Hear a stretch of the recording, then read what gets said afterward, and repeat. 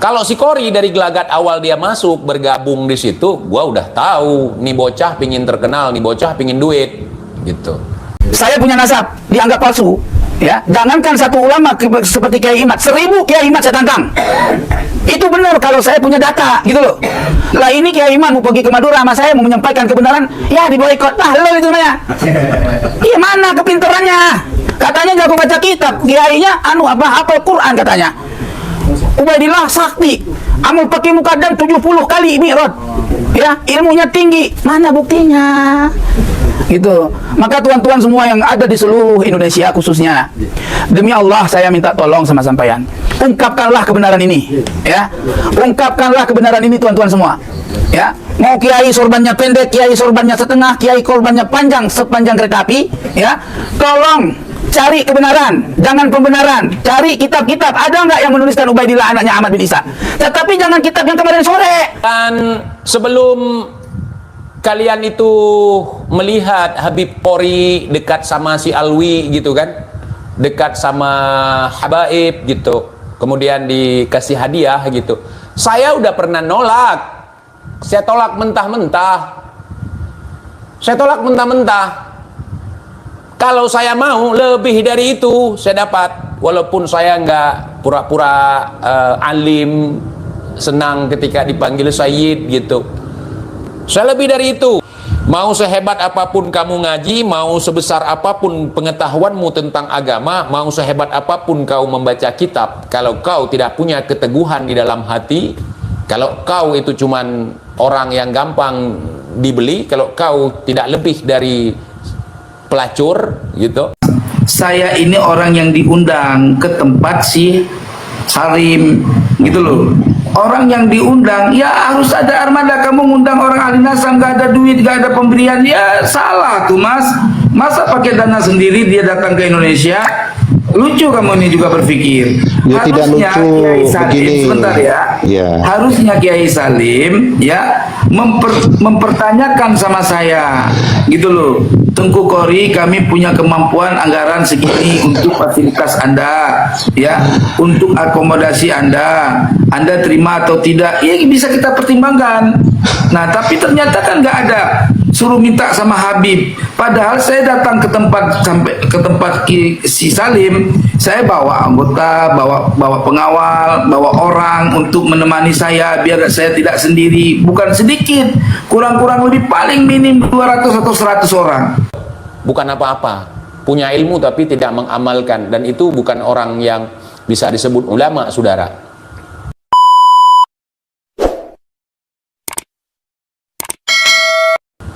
Oke, teman-teman semuanya, seperti yang sudah kita saksikan, Maulana Al-Habib Qori Al-Kurcaci sekarang sudah resmi menjadi Habib. Kalau dulu Sayyid gitu. Beliau karena mengata-ngatain Ba'alawi Jahannam, akhirnya beliau dapat Al-Fat, saudara. Apa udah dapat belum? TIJ iri, saudara. TIJ nggak dapat apa-apa, saudara. Masya Allah, Masya Allah, Masya Allah. Seandainya kalau TIJ seperti Habib Qori, dari dulu TIJ udah kaya gitu. Sebelum masuk ke dunia per-YouTuban, kemudian menentang dukun-dukun palsu itu yang menipu umat dengan kedok agama, kemudian membahas para habaib. Kalau TIJ mentalnya seperti mental Qori, dari dulu TIJ udah ada itu semua. Sebelum main di YouTube pun udah ada kalau TIJ mental penjilat. Contoh nih, TIJ misalnya ada pembangunan. Ada pembangunan yang mengharuskan alat berat itu dibawa ataupun mondar-mandir lewat kebun saya gitu. Kalau saya itu saya kasih gitu, saya nggak minta dibayar karena melewati kebun saya nggak minta dibayar, saya nggak minta ganti rugi kalau itu untuk kepentingan umum, saudara. Itu mental saya seperti itu, memang didikan orang tua saya seperti itu. Dulu saya pernah beberapa kali, saya berani sebut nama orangnya gitu, untuk mencoba menyuap saya, untuk saya diam tidak membahas mereka. Dulu ada Idris, Gus Idris, dukun itu yang dari Pak apa namanya ya, Pandaan Jawa Timur ya. Dari Malang, daerah Pandaan gitu, mengirim utusan dari anggota FPKI gitu. Jadi namanya Andre, ada videonya bahkan ketika dia datang ke sini ketemu dengan saya. Jadi si Andre itu ketua Badan Anti Teror FPKI gitu.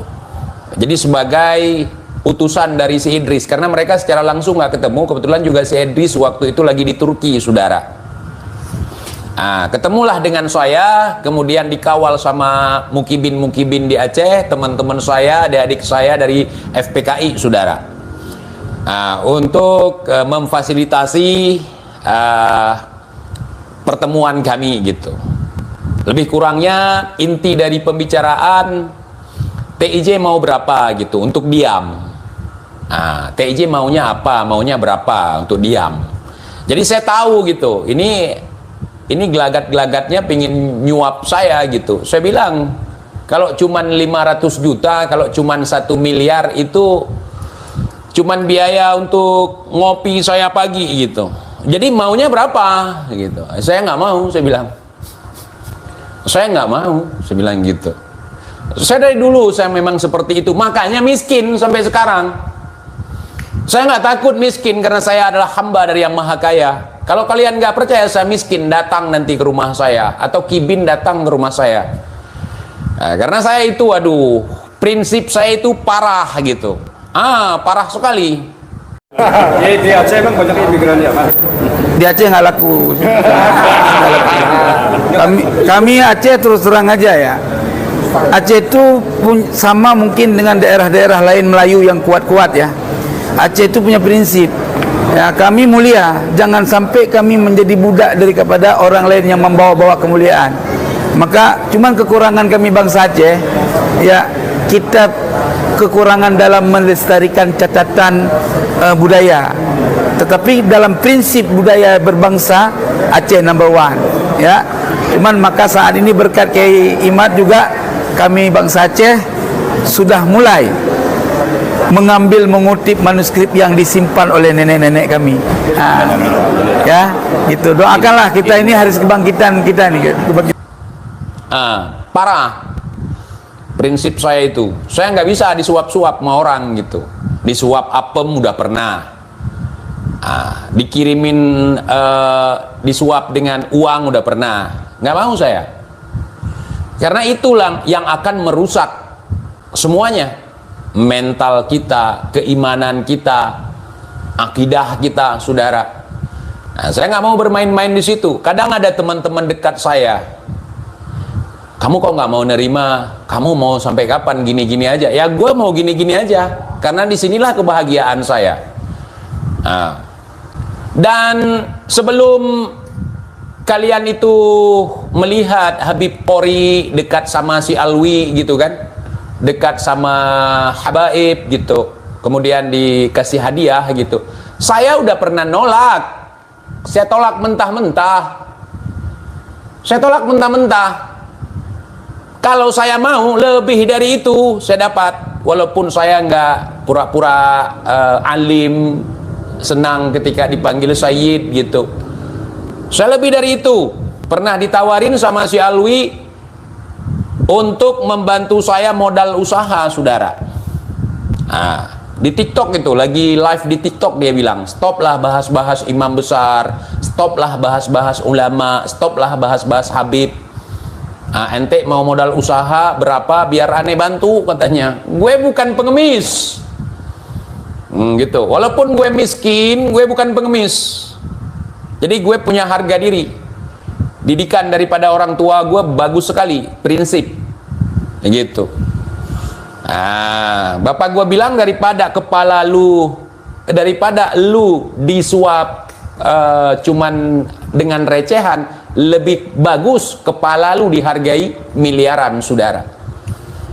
Misalnya gini, daripada kita harus gabung dengan penjahat dengan duit yang recehan, lebih bagus penjahat itu membuat sayembara untuk kepala kita harga miliaran gitu.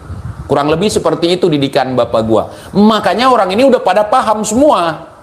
dengan karakter gua. Nah, mereka pingin gua gabung dengan mereka, bahkan sudah diancang-ancang semenjak gua masuk dalam penjara gitu. Oh, diancang-ancang. Kenapa? Karena mereka baru membuka lahan di Aceh. Karena daerah provinsi lain kan udah banyak lahan mereka, di Aceh belum. Dan di Aceh ini nggak bisa cerita-cerita khurafat ini itu segala macam, nggak mempan masuk kemari. Di daerah lain udah. Nah, di Aceh nggak seheboh di sana kalau Habib gitu. Nah, jadi gua nggak mempan hal yang seperti itu. Jangankan kalian, jangankan kalian. Ya, dulu pengalaman gua nih, gua kenal sama seorang perempuan keluarga negaraan Amerika, USA. Dia tinggal di Boston. Dia datang kemari. Dia tertarik sama gue. Dia ngajak gue nikah. Nah, fasilitas apa yang gue mau ada.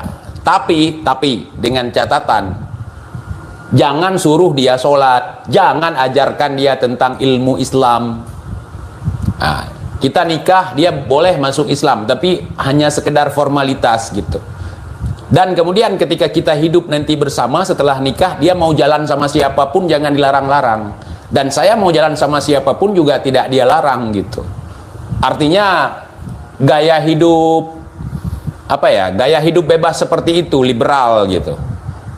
Ya gua tolak mentah-mentah, saudara. Nah, kan enak gitu seandainya gue orang yang seperti Kori misalnya, udah dapat ceweknya cantik, dapat segala fasilitas yang kita mau, tinggal di negara superpower, mau kemanapun, mau sama siapapun, mau makan apapun, mau beli apapun, bisa gampang gitu. Dan gua nggak mau. Nah sekarang gue nanya gitu, yang buzzer siapa? Mereka kan koar-koar kalau gue itu orang bayaran, dibayar berapa ente. Gue bukan. Misalnya gue bahas-bahas mereka sekarang, gue nggak dapat apa-apa selain pahala yang gue harapkan, karena gue melakukan segala sesuatu itu ya atas dasar keinginan gue sendiri untuk membela kebenaran. Yang gua pikirkan nanti anak cucu gua tuh, anak cucu bangsa kita tuh nanti ke depan, jangan jadi jongos orang gitu. Kalau masalah duit aku nggak terlalu mikir gitu, yang penting bisa ngerokok, bisa ngopi, bisa makan, udah cukup gue. Sampai hari ini cukup dengan begitu. Contoh misalnya, gue tuh gimana sih lo punya istri 3 gitu, terus gimana lu mau nafkahi kalau lu nggak banyak uang gitu, dan istri lu tinggal di luar negeri gitu, kemudian biayanya kan mahal gitu. Gua kirim semampu gue sebagai nafkah gue. Ada 1 juta gua kirim 1 juta, ada 500.000 gua kirim 500.000, walaupun pemotongan untuk biaya pengirimannya itu banyak sekali. Gue nggak peduli, yang penting tanggung jawab gue sebagai seorang suami, sebagai yang menafkahi, ya kan, gue penuhi itu, walaupun kiriman dia ke gue lebih banyak. Gitu, contoh gitu. Jadi hal yang seperti itu kita sebenarnya kita bisa memahami apa yang mau mereka ceritakan kepada kita gitu. Kira-kira kalau untuk membela kebenaran kita harus dibayar nggak? Kalau untuk membela sebuah kebenaran kita perlu disuap nggak? Ya enggak. Misalnya Kiai Iman ada yang memberikan mobil juga misalnya dari hal yang lain. Gua rasa wajar. Mungkin sebagai rasa terima kasih sudah mencerdaskan umat, sudah membuka mata umat. Ada mungkin pengusaha-pengusaha yang tertarik dengan Kiai Iman, memberikan bantuan mobil misalnya untuk akomodasi, untuk transportasi. Bagus itu. Kalau si Kori dari gelagat awal dia masuk bergabung di situ, gua udah tahu nih bocah pingin terkenal, nih bocah pingin duit gitu. Gua udah tahu gitu. Tapi hal yang seperti itu tidak akan langgeng, saudara. Misalnya dikasih kita ini 500 miliar berapa tahun? uang itu akan bisa dinikmati, saudara. Ataupun katakanlah 1 miliar dikasih, berapa tahun? Gua kalkulasi seperti itu. Malunya berapa tahun? Seumur hidup.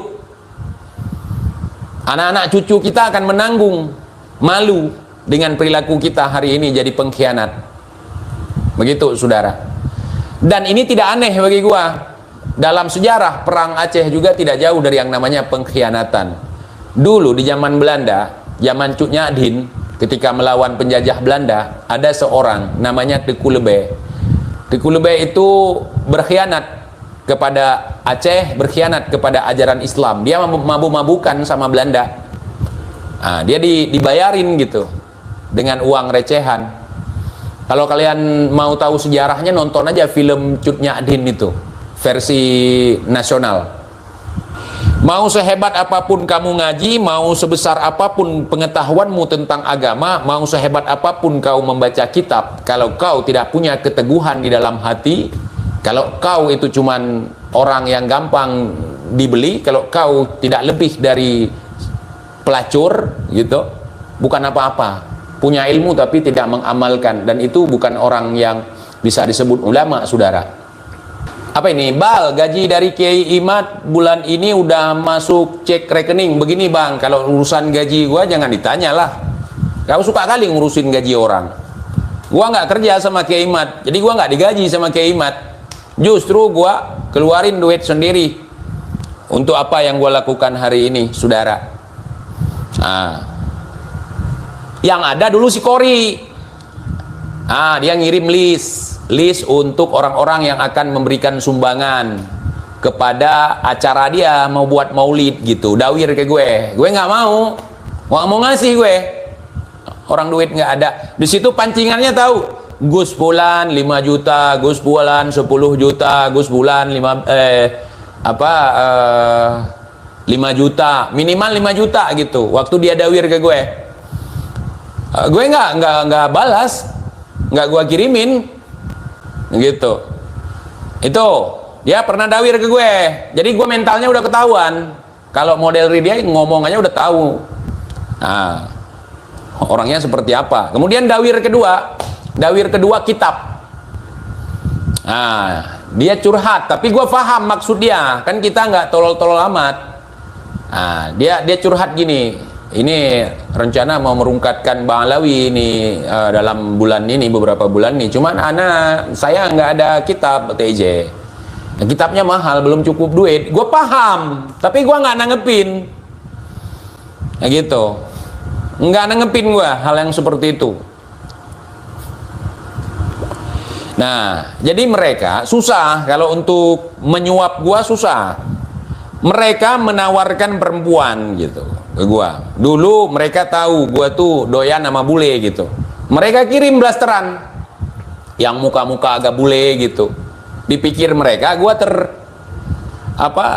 tergoda dengan hal seperti itu.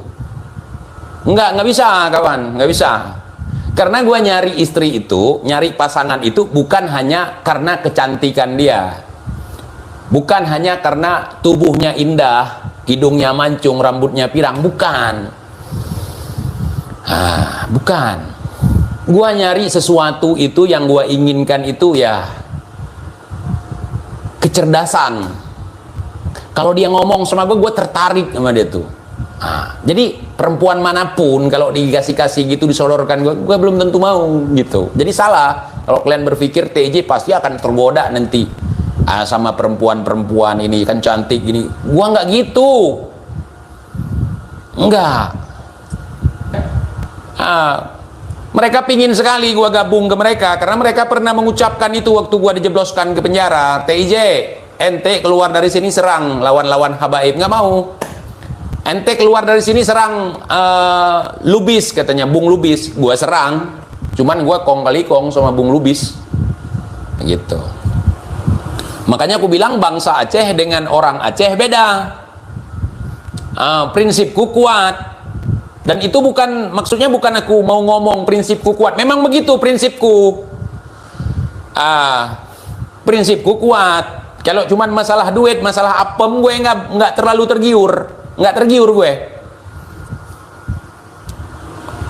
Enggak. Kalau harus mengkhianati leluhurku, kalau harus mengkhianati kebenaran, gue nggak mau, nggak bisa.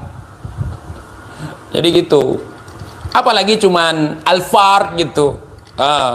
Gue pernah ditawarin, pernah, wallahi. Kalian yang pernah ngikutin saya di TikTok, mungkin kalian pernah nonton si Alwi menawarkan modal usaha ke gue. Gue jawab apa? Kasih aja ke si Sodik supaya dia nggak minta-minta ke gue, supaya dia nggak dawir. Gitu jawaban gue. Gue kagak butuh duit, kagak butuh kemewahan. Kalau harga diri gue harus gue korbankan hanya untuk recehan, saudara. Itu bukan tipe gue banget. Zaman sekarang kan banyak yang pengen diaku wali tapi sholat tidak ikut. Orang pengen diakunya wali, dia bangun masjid sengaja tapi malas sholat. Kenapa dia pengen diaku wali? Supaya kalau misalnya nggak sholat bangun masjid, kan itu jadi alibi. Masa iya dia nggak sholat, dia kan bangun masjid tapi nggak pernah dia sholat di masjid yang dia bangun. Dia sholatnya nggak kelihatan di Mekah. Jumat ayah, Jumat tidak ada sholatnya di masjid yang dia bangun sendiri.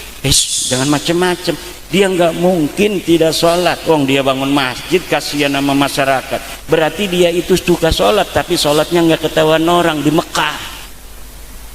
Mekah jeung Indonesia eta beda 4 jam. Bener lain 4 jam lamun di dia eta waktu Jum'ah atau di Mekah mata acan. Di Mekah mangke 4 jam deui karak sholat Jumat. Atuh sholat teh heulang di dia sholat Jumat, engke sholat Jumat deui di Mekah. Pan waktu di dia sholat Jumat eta can sholat Jumat di ditu mah di Mekah mah. Bener lain. Ieu angkuk-angkuk ngerti teu? Ngerti ora je. Angkuk-angkukan bae belagu. Ari orang ngerti ngomong. Aing mah bisa bahasa Jawa, bisa bahasa Sunda ya. Gitu di Banten, Banten eta bahasana Jawa aya, bahasa Sunda ge aya. Nah, abdi eta kampungna bahasa Jawa, tapi sebelahna geus ngomong Sunda. Jadi sekarang ini bapak-bapak sudah sulit.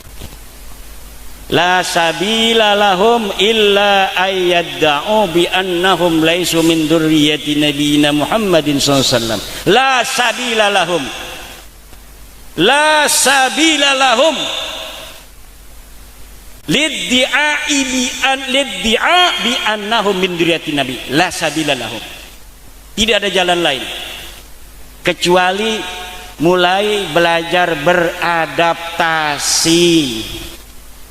Oke dah, kita jangan marah-marah lagi. Udah, yang mau percaya saya silahkan, yang nggak percaya juga silahkan. Yang mau ceramah saya bukan turunan Nabi mangga. Mudah-mudahan aingnya turunan Nabi. Bis gitu Jangan katanya itu Imam Dajjal mau ceramah, kita halang pemecah belah umat. Lain pemecah belah umat, aing lain. Saya datang mau ngasih tahu masyarakat, saudara-saudara saya orang Nusantara yang selama ini banyak dimanfaatin oleh orang seperti Anda yang mengaku keturunan Nabi. Karena Anda bukan turunan Nabi, kami ini orang Nusantara sangat mencintai Nabi dan keturunannya. Sementara Anda ngukunya cucu Nabi. Lah orang-orang kita pribumi pasti ngormatin Anda. Jangankan hartanya, istrinya dicerai diberi nama si orang yang ngaku turunan Nabi. Betul apa enggak? Nah sekarang saya Imaduddin Usman Al-Bantani tahu bahwa Anda bukan cucu Nabi. Tugas saya kasih tahu saudara saya, jangan diakui dia sebagai turun Nabi. Anggap aja dia manusia, hormatin aja sekedarnya, karena dia bukan turunan Nabi. Karena kalau dia ngaku-ngaku turunan Nabi, dari pengakuannya ini dia bisa manfaatkan saudara-saudara saya se-Indonesia dari Sabang sampai Merauke. Tugas saya yang sudah tahu, haram mendiamkan Anda mengaku cucu Nabi di hadapan saudara-saudaraku bangsa Indonesia. Kecuali Anda bisa membuktikan Mana dalil Anda? Mana kitab Anda? Mana tes DNA Anda? Sini bawa tes DNA-nya. Haram tes DNA mah ulah. Ulah haram. Wajib. Tes DNA liman yadda'i annahu min dzurriyyatin nabi wajibun. Apa dalilnya? Tes DNA liman yadda'i annahu min dzurriyyatin nabi wajibun. Dari mana itu dalilnya? Aya be pokoknya husnudon. Pula nanya-nanya dalil deui. Pokoknya kitu dalil. Dia juga nggak ada kitabnya kok. Apa katanya masa bahasa Arab ada ates DNA liman yadda'i annahu min dzurriyyatin nabi wajibun. Kitab apa itu? Pokoknya ayat rahasia itu mah. Itu mungkin sementara, nanti kita kembangkan di dalam dialog. Terima kasih Gus. Wallahu wal muwaffiq ila aqwamit thoriqin. Wassalamualaikum warahmatullahi wabarakatuh. Alhamdulillah, kita sudah mendengarkan paparan Kiai Haji Imaduddin Usman Al-Bantani. Adapun kita semua menganggap yang hadir di sini, satu adalah kita yang sepakat dengan kajian beliau, yang kedua kita yang memilih netral sementara diam terhadap kajian beliau, yang kedua mungkin kita masih pro Ba'alwi dan masih menganggapnya sebagai dzurriyyat Nabi. Daripada koar-koar di medsos, apalagi menghakimi yang bukan-bukan, alangkah baiknya kita bermusyawarah di sini, berdialog dengan santai. Apa unek-uneknya silahkan disampaikan, kita akan ngobrol dan saya akan pandu. Saya ini bukan moderator resmi, moderator dadakan Pak, karena tadi diminta dengan Gus, ya udahlah dadakan, tidak apa-apa. Jadi kita buat santai. Kita buka termin yang pertama dengan 3 penanya. Boleh bertanya dan boleh mengemukakan pendapat, asal jangan panjang lebar, biar gantian. Monggo. Tengah dulu ya Gus ya. Kemudian sebelah kiri, satu lagi. Nah, 3 ya, sudah 3. Monggo, sebutkan nama dan asal. Assalamualaikum warahmatullahi wabarakatuh. Hadirin wal hadirat sekalian yang kami muliakan, teristimewa kepada beliau Bapak Kiai Imaduddin. Perkenalkan, nama saya Bapak Imam Arba'in. Saya alhamdulillah oleh beliau Bapak Kiai Haji Ainun Siha dipercaya sebagai salah satu asatid yang membaca kitab kuning di Miftahul Jannah ini sekemampuan saya. Cuman begini Bapak Kiai, mohon maaf, pondok kita ini kan fokusnya ke Al-Quran, sehingga untuk kitab kuning yang kita gaji biasanya yang kecil-kecil saja. Itu pun kadang katamnya ngoyo, mohon maaf terkadang. Begini Pak Kiai, dan kebetulan salah satu kitab yang sekarang saya kaji dengan santri-santri ya, itu adalah kitab Sulam Taufik. Kemarin juga kami bahas bersama dengan anak-anak. Jadi inti pertanyaan kami langsung saja ke poin. Dalam kitab Sulam Taufik itu adalah, mohon maaf, sarahnya yaitu Mirqatus Suhudi Tasdik, Syekh Nawawi Banten itu menyebut pengarang kitab Sulam Taufik pada awalnya dengan sebutan Sayyid ya. Beliau berarti Syekh Nawawi Banten mengiktiraf kalau pengarang kitab Sulam Taufik yang itu kan nyata-nyata Ba'alawi, itu oleh beliau Syekh Nawawi Banten disebut dengan istilah Sayyid. Itu kami temukan kemarin di kitab Sulam Taufik. Berarti kan di situ dapat kita ambil kepahaman bahwasanya beliau mengakui kalau pengarang kitab Sulam Taufik yang notabene itu adalah Ba'alawi, termasuk keturunan Rasul, karena Sayyid itu kan istilah untuk keturunan Rasul yang masyhur di luar Indonesia. Berarti bisa ndak kalau itu kepahaman itu kita tarik lagi dengan beliau mengatakan bahwa pengarang kitab Sulam Taufik dengan istilah Sayyid, dan nyata-nyata itu dari Ba'alawi, bisa nggak kita ambil kepahaman berarti beliau juga mengakui kalau Ba'alawi itu adalah sayyid atau sah sebagai keturunan Nabi. Seandainya itu bisa, bagaimana seandainya ada orang mengatakan, Pak Yai, hanya seandainya orang Mbah Yai Nawawi saja mengiktiraf atau mengakui kalau pengarang kitab Solam Taufik yang itu Ba'alawi itu adalah sayyid, mengapa Bapak Kiai kok tidak mengakui ya? Mungkin sementara itu saja yang dapat kami pertanyakan, mungkin yang lain juga masih ada yang mau tanya. Sekian itu saja.